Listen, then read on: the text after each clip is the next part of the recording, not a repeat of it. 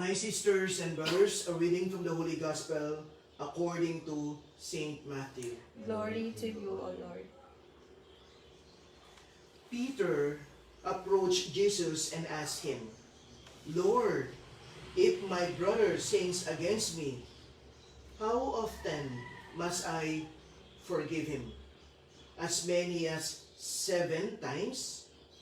And Jesus answered, I say to you, not 7 times, but 77 times. That is why the kingdom of heaven may be likened to a king who decided to settle accounts with his servants. When he began the accounting, a debtor was brought before him who owed him a huge amount. Since he has no way of paying it back, his master ordered him to be sold along with his wife and his children and all his property in payment of his debt.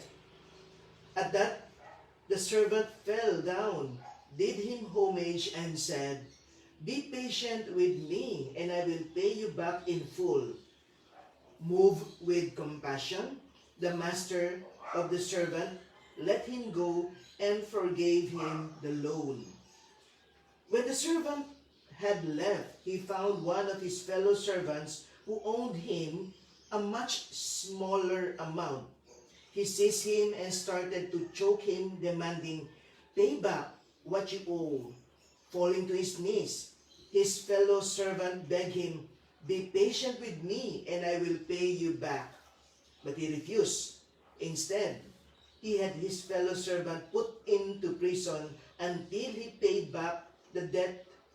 Now, when his fellow servants saw what had happened, they were deeply disturbed and went to their master and reported the whole affair.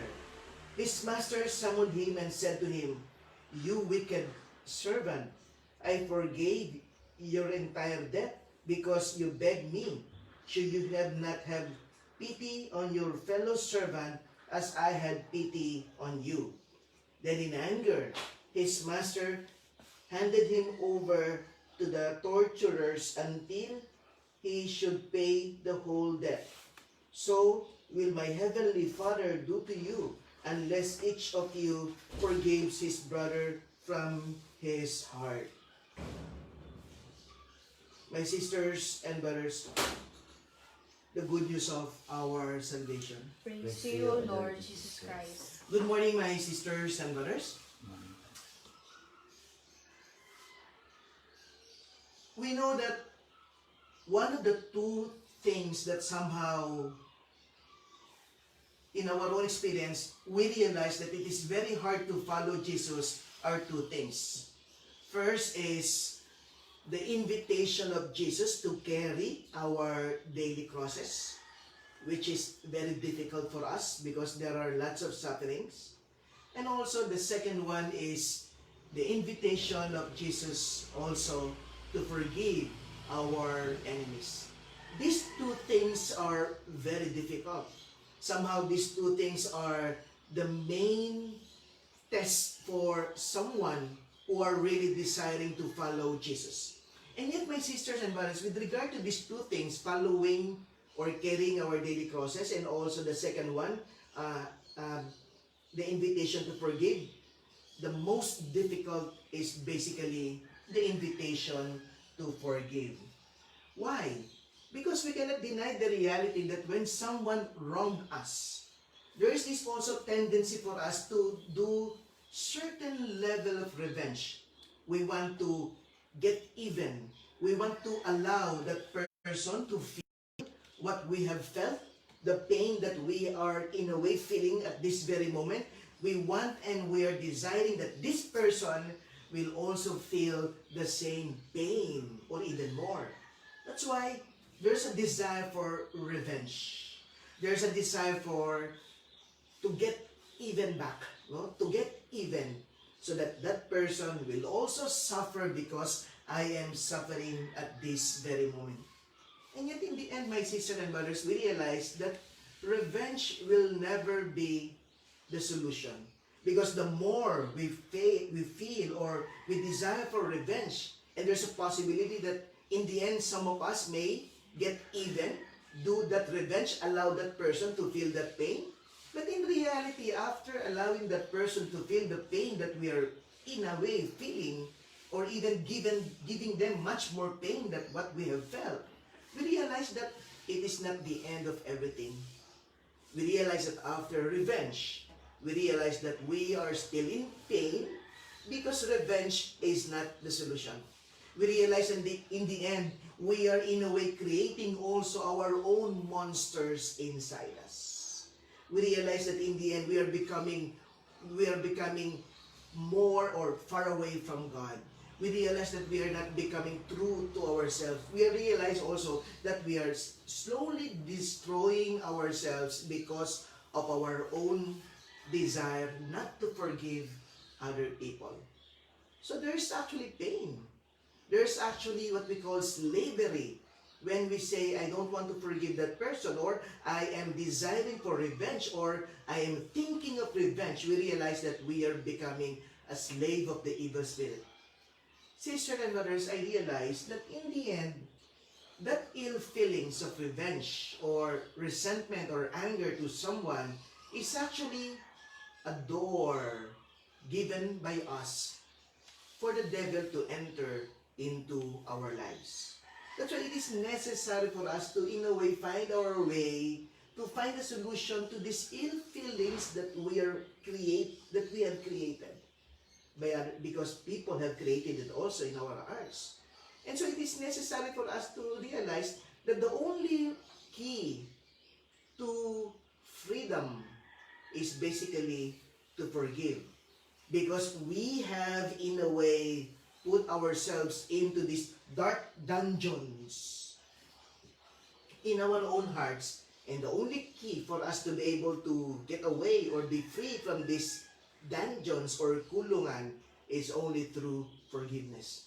There is no other way but to forgive other people. I remember one of my friends, in Ayala Labang, one day when we are actually having our own breakfast together, suddenly I realized that in spite of having everything in his life, kumpleto ang buhay po niya. Lahat ng gusto niya, kumpleto po talaga siya. I can still sense that there's something wrong in his life. Kasi para bang masaya siya na hindi naman masaya. Sabi ko, may problema ka ba? Sabi niya, actually, Father, wala naman. Hindi, I can feel and I can sense you that you have a problem. And then suddenly, out of the blue, he told me, alam mo, Father, I'm actually carrying a pain that I am carrying for almost 5 years right now. Because I am in pain, because until now, I don't want to forgive my daughter who committed a grave mistake against me. Hindi ko siya mapatawad, yung anak ko na yun. Hindi ko talaga mapatawad. 5 years na. And then I realized, and then I told him, alam mo, subukan mong patawarin yan.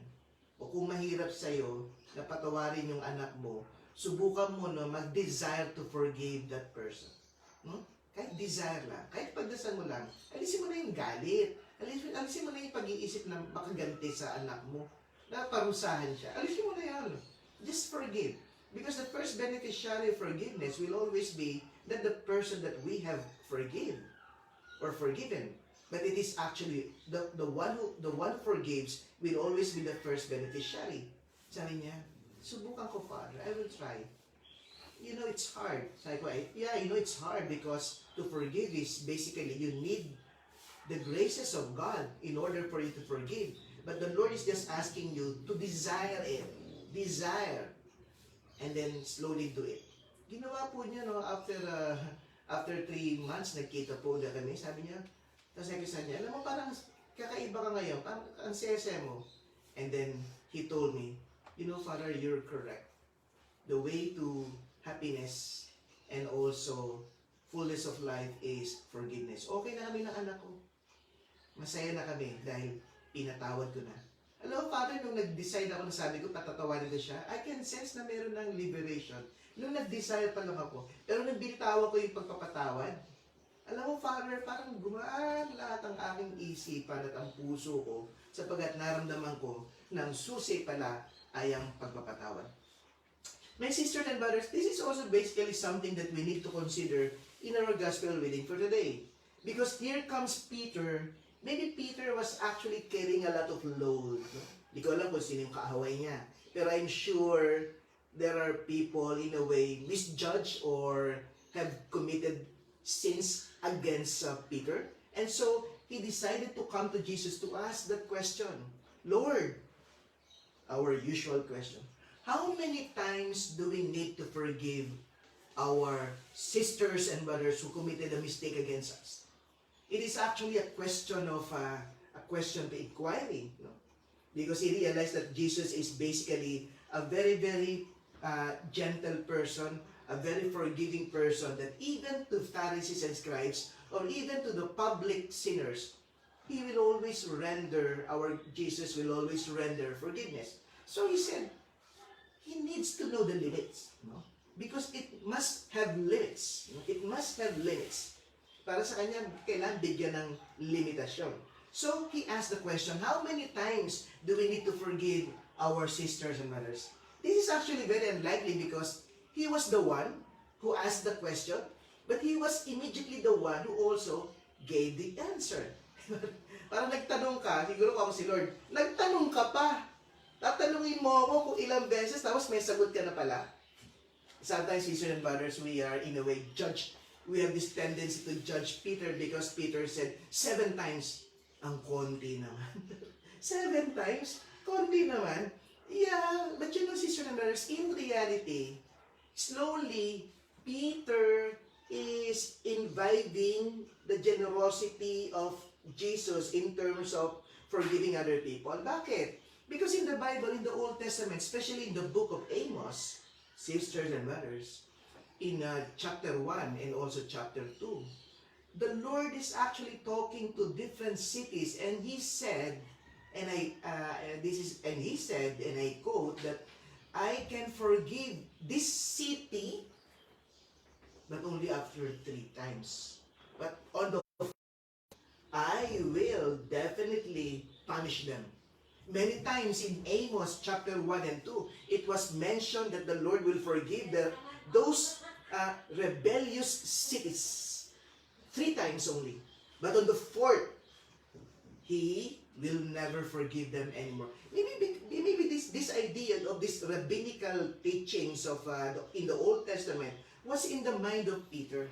3 times lang. Ang Diyos nga 3 beses lang eh. Yung ika-4, magpaparusa na siya eh. So 3 times. And Peter is actually slowly learning from Jesus in terms of generosity. He decided to multiply it by 2. 3 times 2, 6. And he decided to become much more generous, plus 1. He added another one, 7. You know, 7 is actually the symbol of perfection. It is also the symbol of generosity. It is the symbol of holiness. So you will realize here that Peter was actually in a way, moved better than what the Old Testament is saying, only 3. Siya 7 eh. Very generous si Peter. But you know, in the end, the generosity of Peter will always fall short in front of God's generosity. Because the Lord said, no.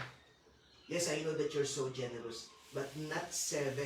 But I want you to forgive other people 70 times 7. And that's 490 times. And that's a lot.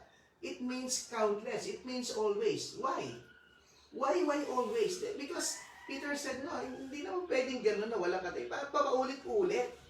Kasi kawawa naman. Di ba? Lagi naman ganyan eh. Kaya minsan ayaw na natin magpatawad kasi iniisip natin, kawawa naman ako. Unfair naman sa akin. But you know, the Lord said, no. The reason why I'm telling you to forgive that person countless is because, sisters and brothers, it's because the Lord is telling us, I want to be practical also with you. Parang ganun sinasabi ni Jesus eh, kailangan maging, Pedro, magtapatan tayo. 7 lang hinihingi mo, di ba? Pero kutub mo, 7 beses lang ba magkakasala ang isang tao sa'yo? Yung asawa mo, yung anak mo, kaibigan mo, 7 beses lang ba? Definitely, it will go beyond 7 times. And sometimes we realize that when we decided to say, okay, nakapito ka na, yung pangwalo, hindi na kita papatawarin, it is actually also telling yourself, from now on, I don't want to become a happy person anymore.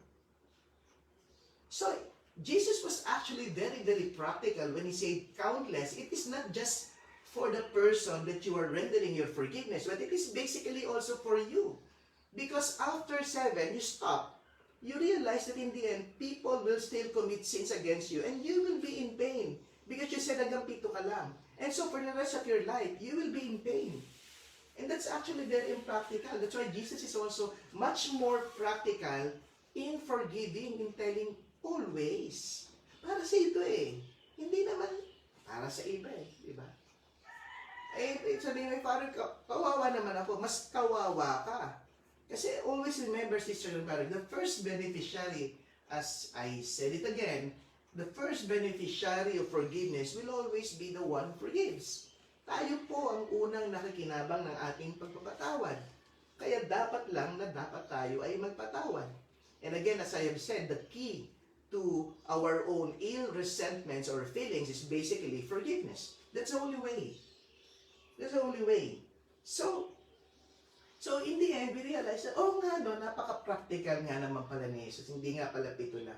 Pero sisters and brothers, after telling the 70 times 7, the Lord decided to tell another story. And the story of the parable of this merciless servant. No? Isang taong pinatawad ng ating Panginoon. What is the story? The story is basically, my sisters and brothers, the story is a realization that the lessons of forgiveness is not it is not a mathematical lesson. No? It is not a mathematical lesson, but this is basically a lesson for the heart. Sapagkat ang pagpapatawad, hindi po sa utak eh. Ang pagpapatawad, hinuhugot sa puso. Kaya the Lord said, this is my story. What is the story all about? Again, it is all about this servant who owned the master 10 talents. No? 10 talents. No? You know, that's a lot. 10 talents is actually a lot. Why? Because 1 talent is, the equivalent of 1 talent is 600 denarii. 1 denarii, sisters and brothers, is the wage of 1 ordinary person working every day. So, 1 talent is 6,000 denarii. And that's meaning, that's 6,000 days of working. And this person is actually not just, is actually owned the master 10 talents, or that's a lot. That's a lot. You realize that it's a lot, that in the end, you cannot pay. You cannot pay.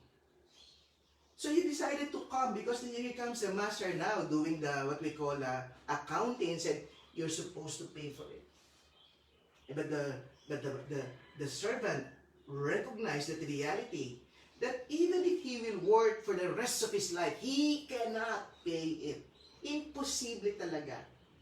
Eh, sabi yung mga nanay, alam mo anak, marami kang kasalanan sa akin, di ba? Tagtarin mo man ang iyong katawan, hindi mo ko kayang bayaran. Parang ganyan sinasabi ng Lord eh. Ang dami kong mga grasyang ibinigay sa iyo, tagtarin man ang katawan mo, hindi mo ka kayang bayaran. Hindi mo kayang bayaran, that's a lot.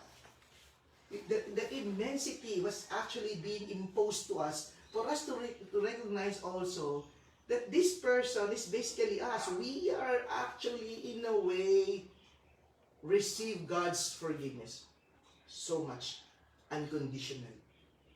And then the person said, he realized that at the back of his mind that he cannot pay. So he said, Lord, can you be more patient to me? Can you give me just some time to pay for it? Ang hinihingi lang po niya sa pagbasa ng Sisters and Brothers is basically some extension. So, palugid. Diba? Pag nag-utang ka at hindi mo nabayaran, ano ba lagi mo hinihingi? Pwede ba bigyan mo man lang ako ng mga 3 araw pa para mabayaran ka? Diba? Hindi mo naman sinasabing, pwede ba, wag mo lang akong, pwede ba patawarin mo lang sa aking utang? Hindi ba? You don't do that. Ang hinihingi mo, in your own desire for mercy is just an extension of payment. Hindi pagpapatawad sa utang. So, ito lang hinihingi niya. Bigyan mo lang ako ng mga 1 linggo para sinasabi niya. And then from there, babayaran na kita. Pero out of great generosity and mercy, according to our gospel reading for the day, the Lord said, I am now releasing you from your debts. Imagine. Imagine, let's say meron kang utang na 10 milyon. Humihingi ka lang ng 5 araw na extension para bayaran doon sa boss mo, pinagkautangan mo. Tapos yung boss mo sabi, sige na nga, yung 10 milyon ng utang mo, 5 milyon, sige na, okay na yon, weeks na tayo. Diba? Diba, alam niyo yung feeling na yun, wow, parang it is, you're not expecting it. Diba? You're not expecting. And then, sobrang saya mo, tapos paglabas mo, meron isang tao may utang sa inyo 100 piso, siningil mo. Nakalimutan mo na yung utang sa, yung pagpapatawad na meron isang tao, yung boss, pinatawad ka ng 10 milyon, tapos yung tao may utang sa 100, sinakal mo pa, bayaran mo yung utang mo, ingratitude, walang utang na loob. Kaya nga when the Lord have heard, or the Master have heard, the servants lack of gratitude and also compassion to his co-servants. No, pantay lang naman siya, pareho lang naman sila servant dati. 100, galit na galit, no? Pinatawag niya uli ang yung tao sa akin, ano ka ba naman? 10 milyon ang pinatawad ko sa'yo, ito 100 piso, hindi mo mapatawad. Now I realize, sisters and brothers, that more than being practical, that it is important for us to forgive other people, or the reality that we are the first beneficiary of forgiveness, we realize that the main essence and the driving force of forgiveness is basically our own remembering the huge blessings that we have received from God, especially forgiveness, that we don't deserve. That's it. This is actually something that we need to be reminded of ourselves. We are very, it's actually something very self-serving. We're saying, sige, papatawad na lang ako kasi gusto kong gumaan yung loob ko. Sige, papatawad na lang ako kasi anyway, kailangan ko itong gawin. Hindi po eh. Kung yun lang ang reason natin, napakababa. Sabi ni Lord, hindi. Kwentuhan kita ng pagmamahal ko sa iyo, ng pagpapatawad ko sa iyo, at magugulat ka. You will realize that in the end, even if someone will commit a mistake against you, you can, in a way, will have that desire or invitation or to say to the Lord, yes, Lord, I will try my best to forgive this person. Sisters and brothers, this is something that we need to be reminded, that forgiveness is basically remembering of God's greatness of His forgiveness to us. And in response, we will try our best, a token of gratitude by forgiving also other people who wrong against us. Yun lang. Ganun lang po kasimple. Pero mahirap pa rin, I know. That's why it is important for us to pray always to the Lord to give us the necessary grace and also gut to forgive other people.